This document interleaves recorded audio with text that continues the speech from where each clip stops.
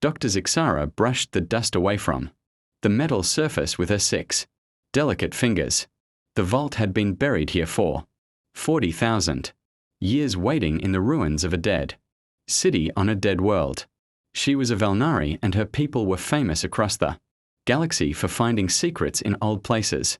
But this secret made her scales turn cold. The data vault hummed to life when she touched it. Blue light filled the dark chamber. Symbols appeared in the air, spinning and changing. The message repeated in every language the vault knew. Hundreds of languages, thousands, all saying the same thing. The sleepers of Sol 3 are not what they seem. They wait. They watch. They remember. Zixara's team gathered around her. Krell, her assistant, tilted his head. Sol 3, that's Earth, isn't it? The primitive world in the protected zone? Yes, Zixara said slowly. She felt something twist in her stomach. Fear maybe, or excitement. But why would the predecessors warn us about Earth? They died out 40,000 years ago. Earth had nothing back then. Just animals and early humans living in caves. She copied the data and took it back to her ship. For 3 days she barely slept. She searched through every database she could access. Ancient records, classified files, archaeological reports from 100 different worlds. And she found something impossible. The predecessors were not the first to leave. Warnings about Earth. The Kickstall Empire had vanished too. Million years ago. They had been powerful, building ships that could crack planets like eggs. In their final archive found on their home world, there was a warning. Do not approach the third world of the yellow sun. They are not what they appear. We learned too late. 800,000 years ago. The harmonics had ruled 50 star systems. They were masters of genetics and biology. They disappeared in less than a century. Their last message carved into a moon. We tried to improve them. They improved us instead. We are no longer ourselves. The Vren Collective gone for 150,000 years. The Cathrians, the Dross Unity, the Silent Monks of Andromeda. Every great civilization that had died out left similar warnings, all pointing to the same small blue world, Earth. Zixara stared at her screens. In the quiet of her ship, Earth was a nothing world. Everyone knew that. The humans there were classified as primitive. They had destroyed themselves in wars 600 years ago and went silent. No radio signals. No space travel. No response to contact attempts. The Galactic Council had marked the Sol system as off-limits, giving the humans time to recover or die out naturally. But what if everyone was wrong? She pulled up star charts that were millions of years old. She traced navigation routes used by extinct species. Her blood ran cold when she saw the pattern. Every extinct race had sent ships to Earth. Multiple ships. Dozens sometimes. According to the old records, none of those ships ever came back. Not destroyed. Not crashed. Just gone. Silent. This can't be right, she whispered to herself. She checked the modern data next. The Galactic Council had sent automated probes towards Sol over the past 600 years. 17 probes. All of them stopped transmitting when they reached the edge of the solar system. The Council blamed it on old equipment or random technical failures. 17 technical failures, all in the same location. Zixara made her decision. She prepared her findings into a report and requested an emergency meeting with the Galactic Council. They would think she was crazy. They would laugh at her. But she had to tell someone Earth was not sleeping. Earth was hiding. And every race that had discovered the truth was now extinct. The Council station floated in the neutral zone between 3 major empires. Zixara's ship docked and she felt her legs shake as she walked through the corridors. She had never been this nervous before. She was a scientist. She dealt with dead things, old things, safe things. This was different. This felt dangerous.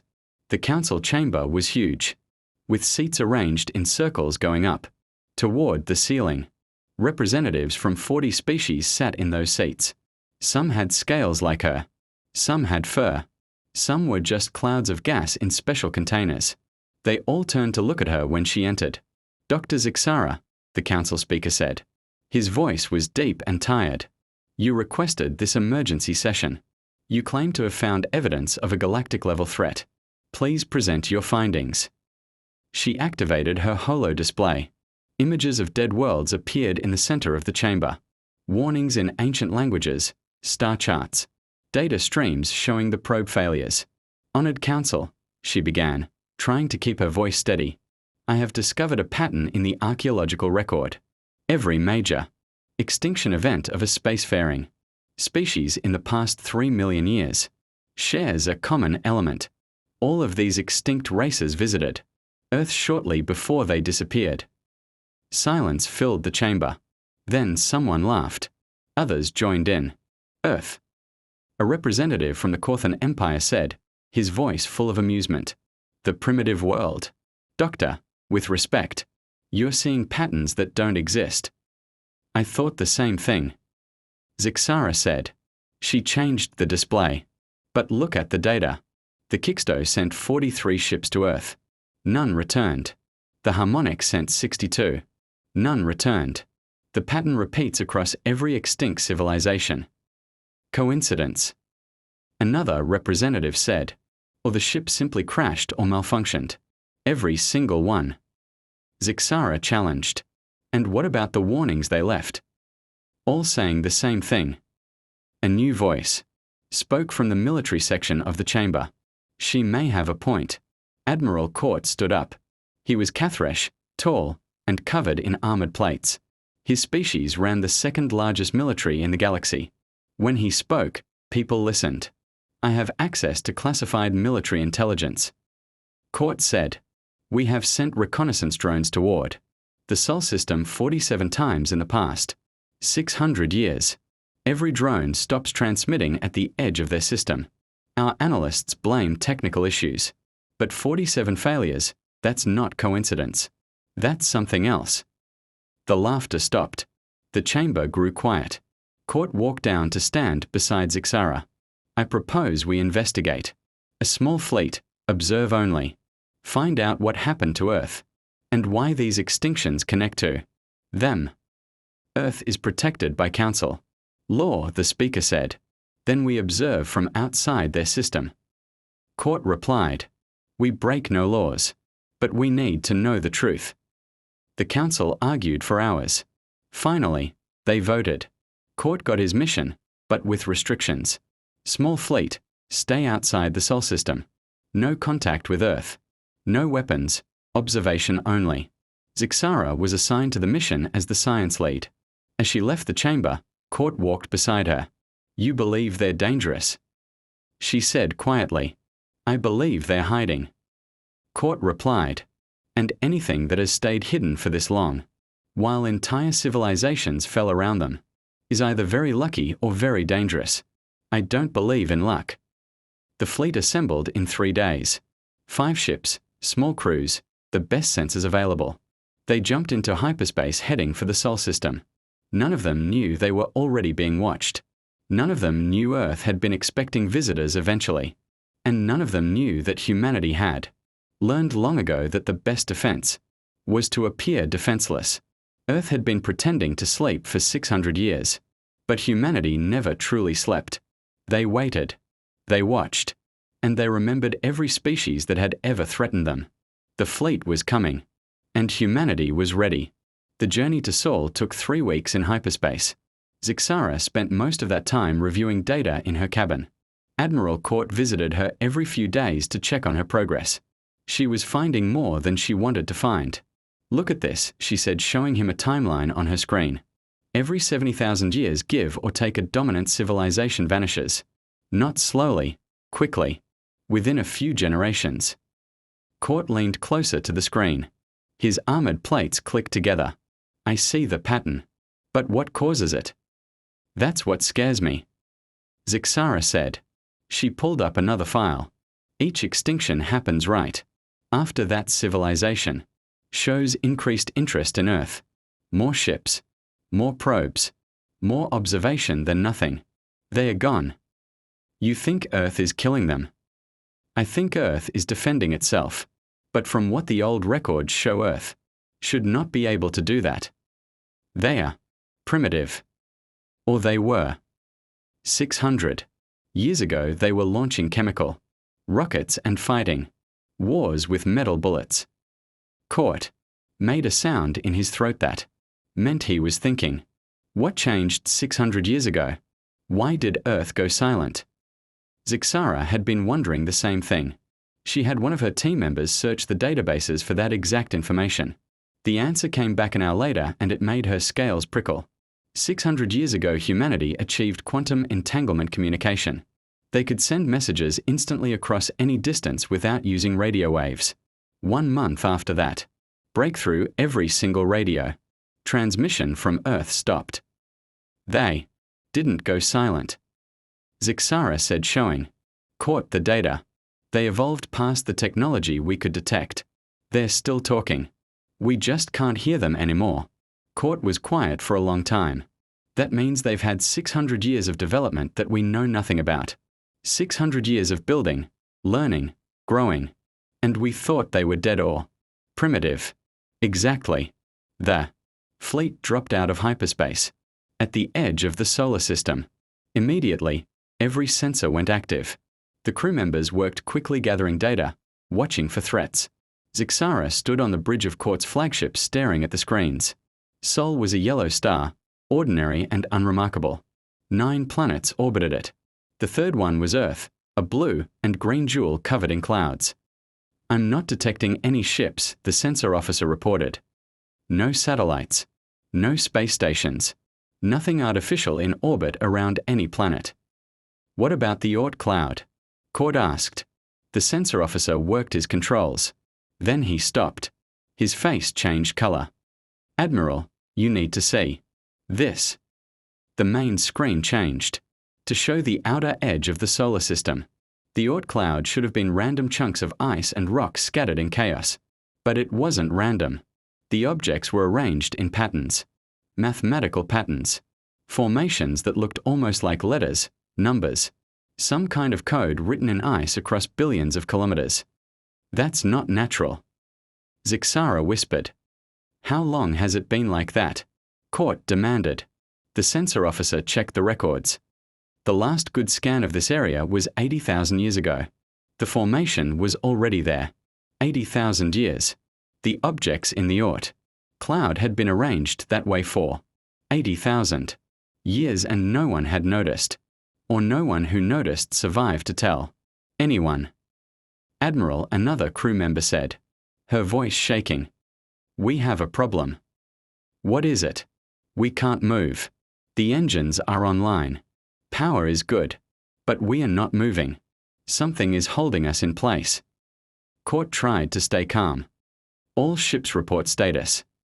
Every ship in the small fleet reported the same thing. They were stuck. Not damaged. Not attacked, just held.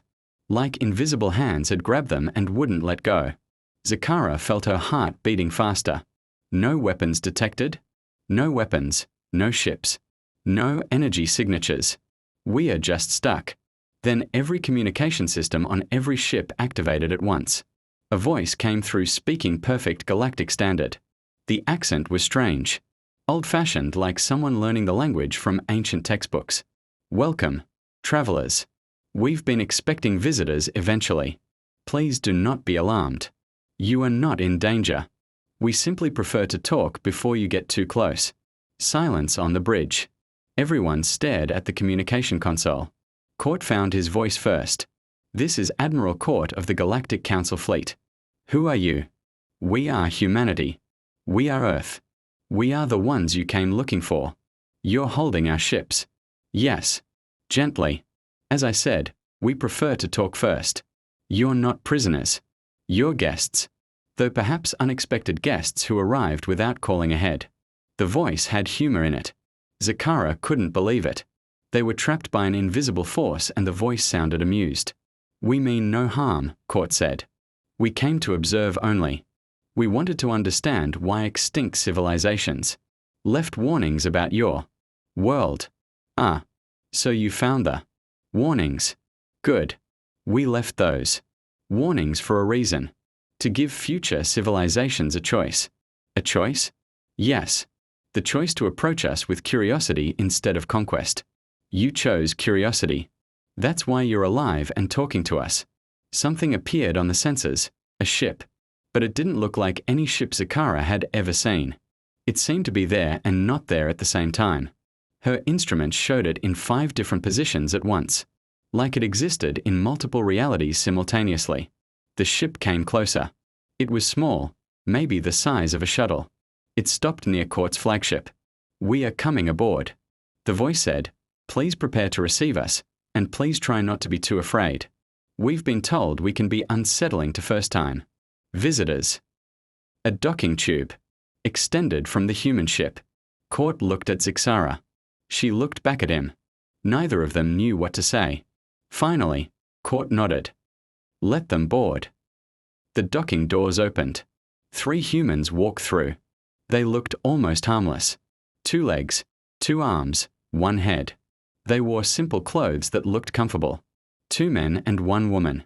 They smiled, showing teeth, but something about them was wrong. Zixara couldn't explain it. They moved too smoothly. Their eyes were too aware. When they looked at you, you felt like they could see everything. Your thoughts, your fears, your secrets. "I am Ambassador Chen," the woman said. "These are my colleagues. Thank you for receiving us." Court stepped forward. He was twice her height and covered in armor. But somehow she seemed more dangerous. "Why are you holding our ships?" "Because the last 47 probes that entered our system without permission were dismantled for study. We thought live visitors deserved better treatment. Besides, we have much to discuss." "The extinct civilizations," Zixara said. "What happened to them?" Ambassador Chen's smile faded. "That is a long and sad story. Perhaps we should sit down. This will take time." They moved to the conference room. The humans sat on one side of the table. The council delegation sat on the other. Zixara activated her recording device. "Let me start with a question," Chen said. "What do you think happened to those extinct races?" "We don't know," Court said. "That's why we are here. They died because they made a mistake. They saw primitive humans on Earth and decided we would be easy to conquer or enslave or exterminate. They were wrong. You killed them," Zixara said softly.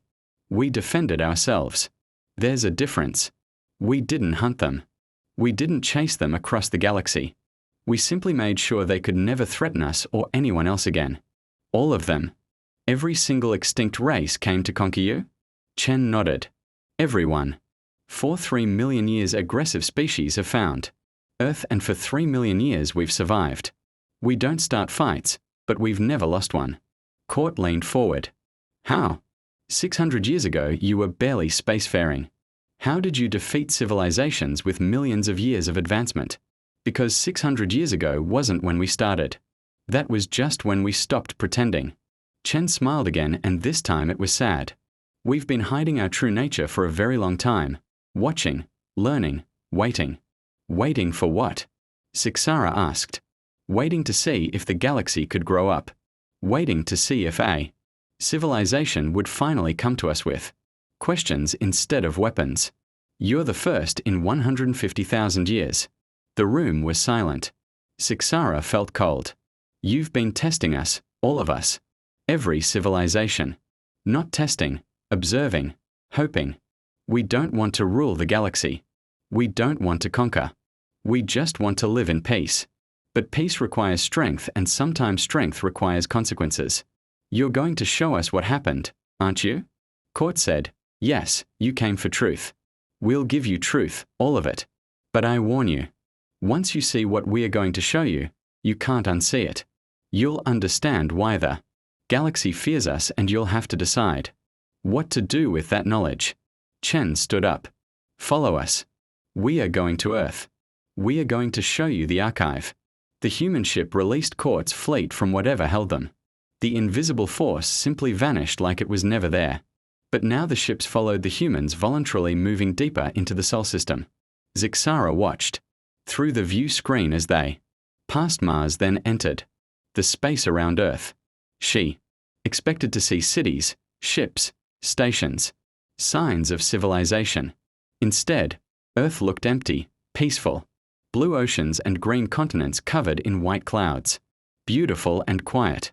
Where is everything? She asked Ambassador Chen, who stood beside her on the bridge. Everything is here. You just can't see it. We've learned to be subtle. Chen pointed at the moon. There are 3 million people living on Luna. Can you detect them? The sensor officer shook his head. Nothing. No heat signatures. No structures. Nothing. Exactly. We build our cities underground now. In the ocean depths, inside hollowed asteroids.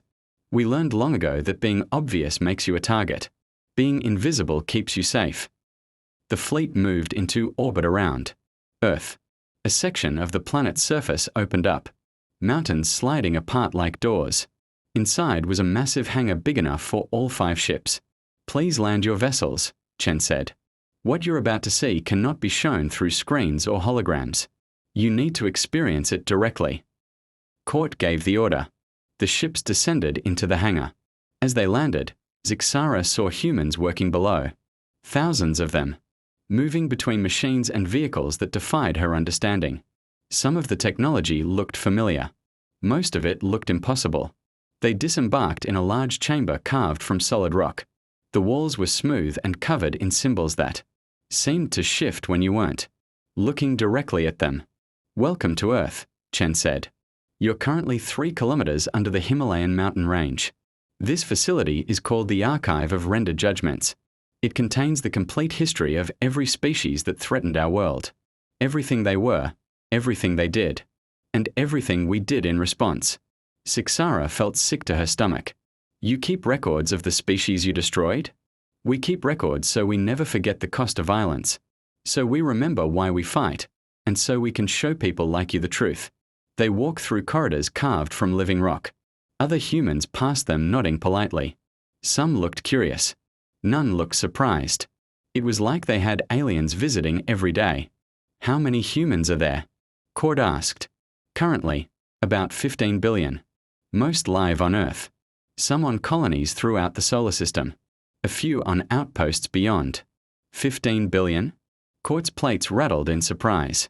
Our estimate said Earth could only support 2 billion at most. Your estimates were based on surface observations. We've had 3 million years to learn efficient living. We can support 50 billion comfortably if needed. 3 million years. Chen kept saying that number. Zixara had to ask. You said 3 million years, but humans only evolved recently. 200,000 years ago, maybe less. Chen stopped walking and turned to face them. Her expression was serious. That's what your scientists believe. Yes. They're wrong. Humans.